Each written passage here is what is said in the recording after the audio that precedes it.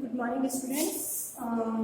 In our previous lecture, we learned all about the SN1 reaction, SN2 reaction, and what are the effect of that SN1 and SN2, what are the optical isomerism, how they will invert in the SN1 and SN2 reaction, where the inversion take place, where is the racemization takes place.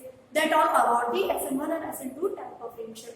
As I already told you that alkyl halides gives the three types of reaction. One is the nucleophilic substitution reaction, and the second is the elimination reaction, and third is the reaction with metal. In today's session, we will learn about how the alkyl halides give the elimination reaction. Okay. Now, what is the elimination reaction? As its name indicates, there is some elimination. Okay.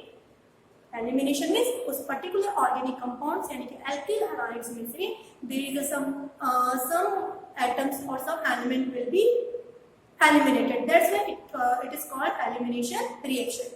These elimination reactions are generally classified into the two parts as we discussed in our previous classes 11, alpha elimination and beta elimination.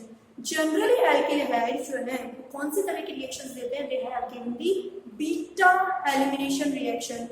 And why it is called beta elimination reaction? Because जब हम अभी discuss करेंगे कि जहां से हमारे पास hydrogen remove हो रहा है, that is from the beta carbon. Now, in case of elimination reaction of the alkyl halides, it is actually a type of dehydrohalogenation reaction. Now, what is dehydrohalogenation reaction? A dehydrohalogenation reaction, a reaction in which hydrogen and halogen group is eliminated as a HX. This type of reaction is known as elimination or dehydrohalogenation reaction. So basically, in case of alkyl halide, what happens simply when an alkyl halide undergo into the dehydrohalogenation or elimination reaction, there is a formation of alkene is take place. What is take place? Alkene is take place. Now, if we want to prepare alkenes from the haloalkenes, तो हमें कौन सी reaction करानी है? Elimination reactions करानी है. And always elimination reactions are occur in the presence of alcoholic KOH. There is a two type of KOH we use in generally organic chemistry. One is alcoholic KOH, another is aqueous KOH. To remember one thing, whenever the alcoholic KOH is used in the organic reactions, it means there is an elimination reactions take place. And where is aqueous KOH is used? Whenever the aqueous KOH is used, then there is a no elimination reaction is occur. Here is the addition of OH group in the particular reactant. तो हमें यहाँ पे क्योंकि alkene form करना है, हमारे पास alkene halides है, there is a single bonded compound और हमारे को डबल बॉन्ड कंपाउंड्स को फॉर्म करना है. इट मींस यहाँ से कुछ ना कुछ क्या होंगे, एलिमिनेट होंगे, तभी वो एल्कीन और देन एल्काइंस में वो क्या होंगे, कन्वर्ट हो सकते हैं.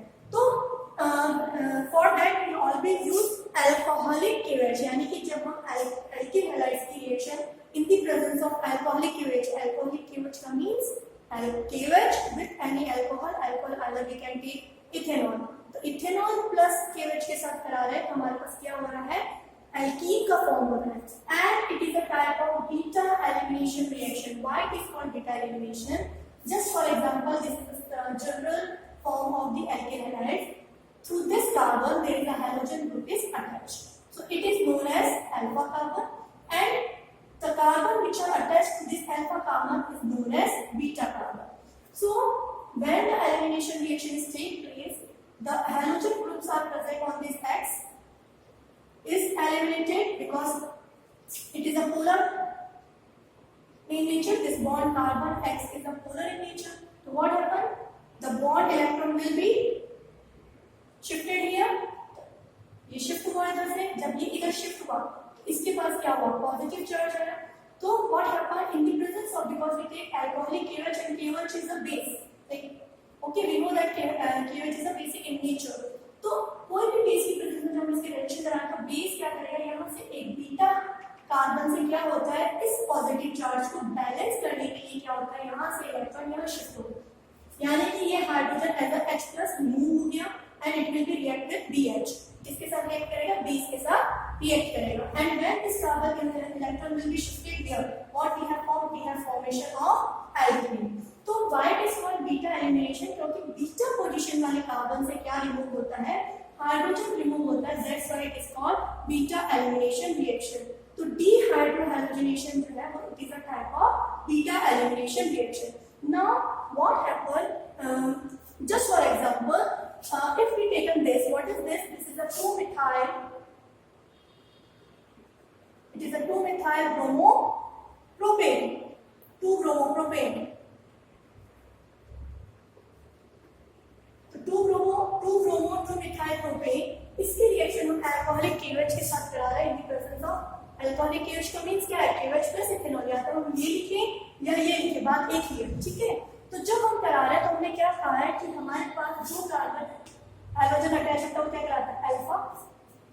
It is alpha. Now this one is beta, this one is beta, and this all are beta. तो हमें किसी भी बीटा कार्बन से क्या करना है, हाइड्रोजन एलिमिनेट करना है। आप इस कार्बन से भी कर सकते हैं, इस कार्बन से भी हाइड्रोजन एलिमिनेट कर सकते हैं, इसमें से भी कर सकते हैं। तो in this particular reaction what I do, I will eliminate one hydrogen from this hydrogen. There is a removal of HBr take place, and if these two bonds are broken out, so one electron of this carbon and one electron of this carbon will be free. They will make a double bond is here. So what we have formed? We have formed 2-methyl propane. यानी कि alkyl halides हमने क्या बना दिया है, propene form कर लिया है, and there is an elimination of HBr. हमारे को क्या मिला, HBr as a byproduct मिला. Now what happens sometime? जब हम एल्किल हैलाइड्स पे रिएक्शन करा रहे हैं इसकी अल्कोहलिक KOH की, तो कई बार हमारे पास ऐसी कंडीशन आती है कि we have more than one product as a alkene. हमारे को एक से ज्यादा एल्कीन एज अ प्रोडक्ट मिल रहे हैं, यानी कि हमारे को बीटा कार्बन जो है वो एक से ज्यादा मिल रहा है। जैसे जिस केस में एक से ज्यादा मिल रहा है, लेकिन वहां पे हम किसी से भी निकालेंगे हमारे लिए एक बात वही बनेगी कि हमारे पास क्या मिल रहा है, 2-methyl propene मिल रहा है। लेकिन कुछ ऐसी कंडीशंस और भी हैं जहां पर हमारे पास बीटा कार्बन एक से ज्यादा है, और जब हम उनसे एल्कीन को फॉर्म कर रहे हैं तो वहां पर हमारे को 2 डिफरेंट काइंड्स की एल्कीन या उससे ज्यादा हमारे को डिफरेंट काइंड्स की एल्कीन मिलती है।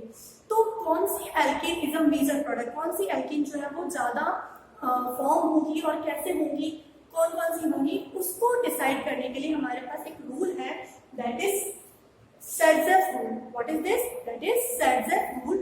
And for me, मैंने इस रूल को इस तरह से याद किया है, that is 2917, दोनों एक साथ मिलेंगे, ठीक है। Sadzeff rule जो है उसको हम कैसे याद कर सकते हैं, 2917, दोनों एक साथ मिलेंगे, यानी कि जो एल्कीन्स है वो दोनों मिलेंगे, बट एक मेजर होगा और एक माइनर होगा।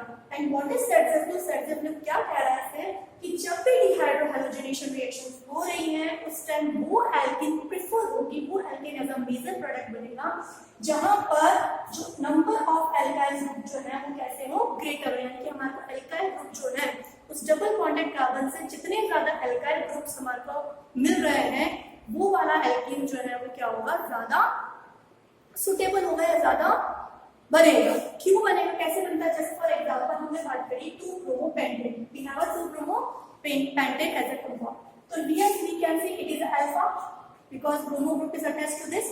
Now from this alpha there is a beta 1 and there is a beta 2, these two carbon are as a beta, so we can remove hydrogen from here also and we can remove from hydrogen here also. Okay, now when we remove or when we eliminated hydrogen from beta 1 carbon, so what happened, the double bond will become from the second and third carbon, the double bond will become to the second and third carbon because it is 1 2 3 4 and 5. Okay, now to second or third carbon पे आएगा तो we have obtained this type of product and it is known as 2-pentane.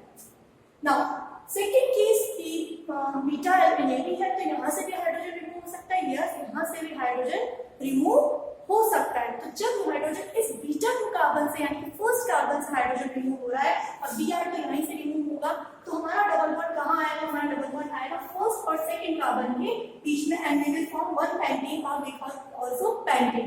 Now तो हमारे पास यहाँ 2 product मिले, 2-pentane and 1-pentane। तो according to Sadzeff rule की 2-pentane जो है वो ज्यादा फॉर्म होगा, it is a major product, it will be form approx 81% and it will be the 19%। तो इन दोनों में क्यों है ऐसा, क्या बोला कि ये हमारा क्या है, डबल बॉन्ड कार्बन है। इस डबल बॉन्ड कार्बन से मैं देखूं तो ये एक अल्काइल ग्रुप ये अटैच है और दूसरा अल्काइल ग्रुप ये अटैच है, यानी कि एक मिथाइल और एक इथाइल है। जबकि मैं यहाँ 119 में देख रही हूँ तो मेरे पास सिर्फ एक ही अल्काइल ग्रुप अटैच है, दैट इज अ प्रोपेन। तो सेल्सियस रूल क्या कह रहा है कि वो एल्कीन ज्यादा प्रेफरेबल होगी जिसके अंदर क्या होंगे, ज्यादा एल्कीन ग्रुप्स मिलेंगे। और से दैट कि जिसके अंदर ज्यादा ब्रांचेस हमारे को ऑब्टेन होगी वो एल्कीन ग्रुप हमारे को प्रेफरेबल होगा। This is all about the elimination reaction. Simple हमें इतना ही ध्यान रखना है कि एल्कोहलिक केएच जहाँ पे भी आ जाए सिर्फ इतना ध्यान रखना है, एल्कोहलिक केएच आ जाए और हमारे पास एल्किल हैलाइड है तो हमें एलिमिनेशन रिएक्शंस करनी है, यानी कि एल्कोहलिक केएच की प्रेजेंस में क्या हो रहा है, एलिमिनेशन रिएक्शंस होती है। Now the third type of reaction, कौन सी रिएक्शन है थर्ड टाइप की, the reaction with metals. Okay, तो ग्रिग्नार्ड हम बात करें एल्किल हैलाइड जो है वो मेटल्स के साथ रिएक्शन करते हैं और उनमें से सबसे इंपॉर्टेंट है कि जब एल्किल हैलाइड मैग्नीशियम के साथ रिएक्शन करता है, जब एल्किल हैलाइड कौन से मेटल के साथ रिएक्शन कर रहा है, मैग्नीशियम के साथ रिएक्ट करता है, व्हाट हैपन बिकॉज़ मैग्नीशियम में माना मेटल क्या होते हैं, इलेक्ट्रो पॉजिटिव होते हैं and bromide is there, they have contain negative charge due to this polarity. तो मैग्नीशियम और ब्रोमीन इन दोनों में क्या होती है, रिएक्शन होती है, but this reaction occur in the dry ether, हमेशा ड्राई ईथर की प्रेजेंस में ही लेंगे। क्यों नहीं लेते हम इसके अंदर water content, why we will not take water content in this reaction, अभी हम इसकी बात करते हैं। तो जैसे ही मैग्नीशियम की रिएक्शन एल्किल हैलाइड से होती है, what happen, there is a bond formation between this magnesium and bromide और हमारे पास एक ऑर्गेनोमेटेलिक कंपाउंड आता है। ऑर्गेनोमेटेलिक कंपाउंड मींस हमारे पास ऑर्गेनिक कार्बन चेन है और एक मैग्नीशियम यानी कि मेटल है, तो हमारे पास एक ऑर्गेनोमेटेलिक कंपाउंड बनता है और इस ऑर्गेनोमेटेलिक कंपाउंड को हम क्या बोलते हैं, Grignard reagent, very important reagent in the organic chemistry because by using this Grignard reagent we can form a different kinds of hydrocarbon, we can form a different kinds of other compounds also। तो जैसे जैसे हम आगे chapter में पढ़ेंगे तो इसकी बहुत सारे रिएक्शन हमारे पास आएंगे, we can react with alcohols, aldehydes ketones के साथ, तो मोर प्रोटोनिक जो ग्रुप्स हैं उनके साथ भी ये क्या करते हैं, रिएक्शंस करके अलग अलग डिफरेंट ऑर्गेनिक कंपाउंड्स को फॉर्म करता है, इसलिए ग्रिग्नार्ड रिएजेंट हमारे लिए इंपॉर्टेंट है। तो this the simple representation of Grignard reagent is RMgX। तो जब भी एल्किल हैलाइड मैग्नीशियम के साथ फॉर्म करता है, रिएक्शन करता है, there is the formation of Grignard reagent and Grignard reagent is organometallic compound and in this what happen, in this happen because we know that there is alkyl group is a carbon and magnesium is a metal और metals जो है वो electropositive होंगे, तो magnesium के पास positive charge रहेगा और carbon के पास नेगेटिव चार्ज रहेगा, यानी कि इस पर्टिकुलर ग्रिग्नार्ड रिएजेंट में कार्बन पे क्या है, पार्शियल नेगेटिव चार्ज ऑब्टेन होता है due to the presence of the metal. और अब हम बात करते हैं कि यहाँ पर हम इसको ड्राई ईथर में ही क्यों लेते हैं, या जब हम ग्रिग्नार्ड रिएक्शन प्रिपेयर कर रहे हैं तो वेट कंडीशन या वाटर का यूज क्यों नहीं करते, क्योंकि वाटर की प्रेजेंस में ही ग्रिग्नार्ड रिएजेंट क्या करता है, ग्रिग्नार्ड रिएजेंट इस वाटर की प्रेजेंस में वापस रिएक्ट करके क्या करता है, हमें हाइड्रोकार्बन ऑब्टेन करता है, यानी कि हम यदि किसी रिएक्शन को ड्राई ईथर बना करा के इन द प्रेजेंस ऑफ वाटर और लेते हैं कि वेट कंडीशंस में हम कराते हैं तो हमारे पास क्या होगा, ये जो हमारा ग्रिग्नार्ड रिएजेंट है वो क्या करेगा, वाटर के साथ रिएक्ट कर जाएगा। जैसे फॉर एग्जांपल हमने बनाया है ये ग्रिग्नार्ड रिएजेंट, यदि हमारे पास ड्राई ईथर ना होके क्या है, साथ में वाटर भी है, ड्राई ईथर का मतलब क्या है, इसमें बिल्कुल भी मॉइस्चर कंटेंट नहीं है और हम यहाँ पर यदि मॉइस्चर कंटेंट ले रहे हैं कि ड्राई ईथर नहीं लेके वाटर ले रहे हैं तो क्या होगा, हमें मालूम है वाटर कैसा होता है, HOH, हम वाटर को कैसे लिख सकते हैं, HOH, और जब हम इसकी रिएक्शन कराते हैं तो सिंपल हमने बोला ये नेगेटिव ये पॉजिटिव, ग्रिग्नार्ड रिएजेंट में कार्बन चेन पे नेगेटिव और इस पे क्या होता है पॉजिटिव चार्ज, हाइड्रोजन पे क्या है पॉजिटिव चार्ज, तो ये हाइड्रोजन कहाँ पे अटैक कर देगा, यानी कि हम बात करेंगे किससे अटैच होगा, CH3CH2 से, और वी विल ऑब्टेन CH3CH3 यानी कि इथेन हमें मिल जाएगा, यानी एक एल्किल हैलाइड मिल जाएगा और दिस अल्कोहल ये हमें क्या मिल जाएगा, एज अ एल्केन मिल जाएगा। तो जब हम इसकी प्रिपरेशन करते हैं, क्वेश्चन पूछा जाता है why we can not use a water contain in the preparation of Grignard reagent, तो हम सिंपल ये बोल सकते हैं कि Grignard reagent are very highly reactive, बहुत ज़्यादा reactive है, and in the presence of water they will react with water and the final product will be a alkane instead of Grignard reagent. This is all about the chemical properties of haloalkanes. Haloalkanes में कौन कौन सी reaction दी है, बहुत important, nucleophilic substitution reaction it will give.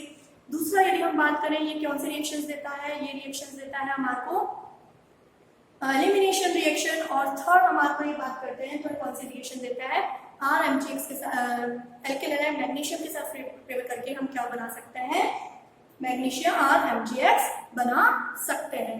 Thank you.